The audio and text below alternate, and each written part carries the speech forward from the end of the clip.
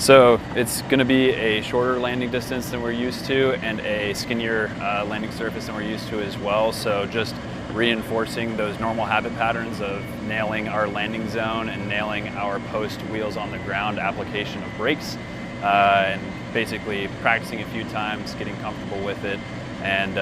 trying to overcome that newness, but recognizing that the jet and the pilots are totally capable of executing to that. I think it serves to prove that we are capable of executing the ACE mindset,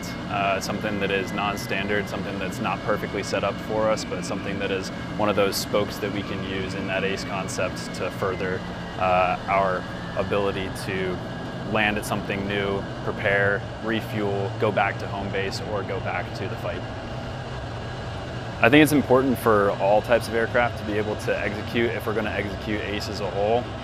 Being the 5th gen fighter, we are also going to have to be able to do it, and bringing the F-35 to these different places is going to prove that we can execute if we ever have to.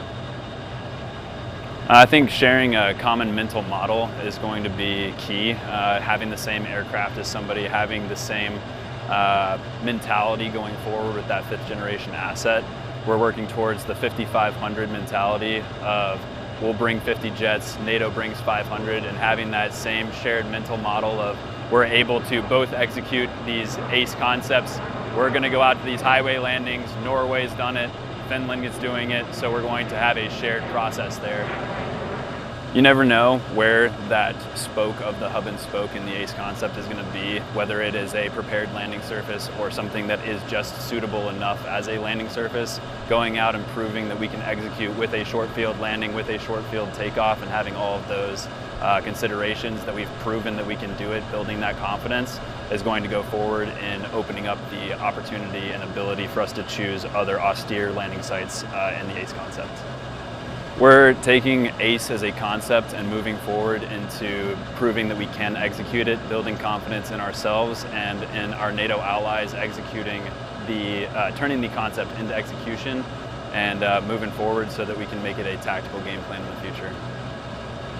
Typically we'll have to land at prepared bases, and that limits our options. But by showing that we can land on a highway strip that's 6,000 feet roughly and 90 feet wide, and know that we can do that, that opens up so many more options for us. So I always think you practice like you play, and by operating and participating in this exercise and landing on a highway and leveraging what they've already done before, it's only going to make that connection and relationship stronger and increase our interoperability, and by increasing for the collective whole of NATO, it's going to increase those muscle movements, and we're going to take those lessons so that we can be even more dynamic in choosing other locations to land at. By establishing these working relationships now, it's just going to keep improving and build confidence not only for us but from the Finnish side, that we can work well together, and one small operation, then we get in a bigger operation, we can leverage these lessons learned. So I think what it says is that we're there with them, and we know that they've been operating out of this highway and have a pretty good process and a good plan to operate off of highways. And so if they're doing it, we want to be able to do the same thing as we practice ACE and increase the different bases or places that we can land. That's only going to increase our flexibility and unpredictability for the enemies to target where we're taking off and landing.